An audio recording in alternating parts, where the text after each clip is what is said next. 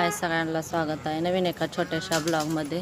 तर दिवस मावळलेला आहे बघा, संध्याकाळचं वातावरण आहे इकडं आमच्या इकडं बघा, हाय का असं संध्याकाळचं वातावरण आहे। तुम्ही म्हणसाल ह्या पातेल्यात काय शिजाय टाकलेलं आहे, तर काय शिजाय टाकलं असेल ते ओळखा बरं बघू तुम्ही सगळेजण। तर काय असेल या पातेल्यात सांगा तुम्हीच, काय असेल यात। तर हो चुलीवर थोडं मोठं पातेलं, ह्याला काय माती लावली नाही, घासायचं परत निघून जाते घासल्यानंतर। तर तुम्हाला दाखवते काय आहे ते ह्याच्यात बरं का।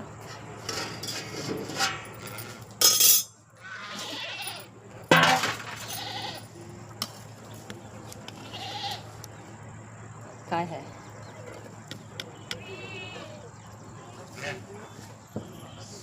दिसलं का, ओल्या शेंगा शिजवले त्या खायला मीठ टाकून मस्त पैकी बघा। आणि ते पण चुलीवर मीठ टाकलंय आणि ओल्या शेंगा तोडलेल्या होत्या ते शिजवले त्या खायसाठी बघा, मस्त अशा छान लागते त्या खायला। आणि शिजले त्या पण ह्या तुम्हाला दाखवते, उळते बरं का खूप। काय तर शिजले त्या खायच्या त्या। आणि आता ह्या चुलीवरच पेटलेल्या चुलीवर भात टाकायचा आहे। भात लसूण जिरं टाकून आपला भात करायचा मस्तपैकी चुलीवर। ह्याचं तांदूळ आहे, इकडचं तांदूळ नाही तर घरचं रेशनचं तांदूळ आहे बघा। तर भात पण या चुलीवरच करायचा आहे, इथंच टाकायचा। आणि शेंगा शिजले या सगळेजण शेंगा खायला। तर बघा, तर बघा शेंगा शिजले त्या मस्तपैकी अशा। तर एवढ्या शेंगा शिजवल्या त्या बघा, कारण घरच्या शेंगा असल्यामुळं किती शिजवायच्या आणि किती खायच्या याला काय मापच नसतं, तर किती पण शिजवू शकतो। तर एवढ्या शेंगा शिजवल्या त्या, अजून उद्या सकाळ शिजवायच्या त्या। तर हो का हे बिया शिजलेला आहे का असा, मीठ बीठ टाकून बघा मस्तपैकी शिजवून घेतलेले। तर बघा शेतकरी असल्या आपल्या शेतातलं खायला मोजमाप नसतंय बरं का, विकतचं आणायचं किती आणि खायचं किती। गेल्या वेळेस आमच्यात शेंगा नव्हत्या, मग आम्ही शेंगा थोड्याशा खायला ओल्या म्हटलं मागून भैयाला म्हणलं आणजावं त्यांच्यात शेंगा आहेत। तर त्यांनी शेंगा किती दिल्या असतील तर ते नाही सांगू शकत, एक वंजळभर शेंगा दिल्या असतील खायला। तर दुसऱ्याने द्यायचं किती आणि आपण खायचं किती, तर आपल्या घरच्या शेतातल्या आणि त्याला खायला मापच नसतं, बरोबर आहे का नाही ताईंनो। तर बघा मस्तपैकी असं शेंगा शिजवून घेतलेल्या आहेत त्या, छान मीठ टाकून शिजलेल्या त्या, पाटी भरून शिजलेल्या त्या। आणि तुम्हाला मी म्हटलं नाही का भात करायचा, तर हो का हे भात असा केलेला आहे। तर मस्तपैकी भात शिजून झालेला आहे का। जिरं कढीपत्ता लसूण टाकून आपला देशी घरचा लसूण टाकून शिजवलेला आहे।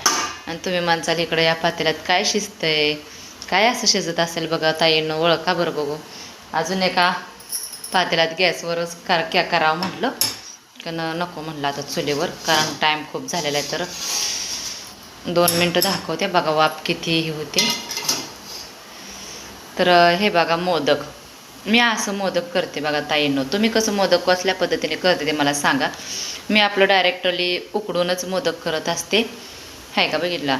तर चतुर्थी आहे ना, मग म्हणलं मोदक तर करावतं, गणपती बाप्पाला चंद्राला दाखवायचं आणि मग देवबाप्पा सगळ्या। तर मग मोदक मी असं पाणी पातेलं ठेवायचं, चाळण ठेवायची ह्याच्यामध्ये,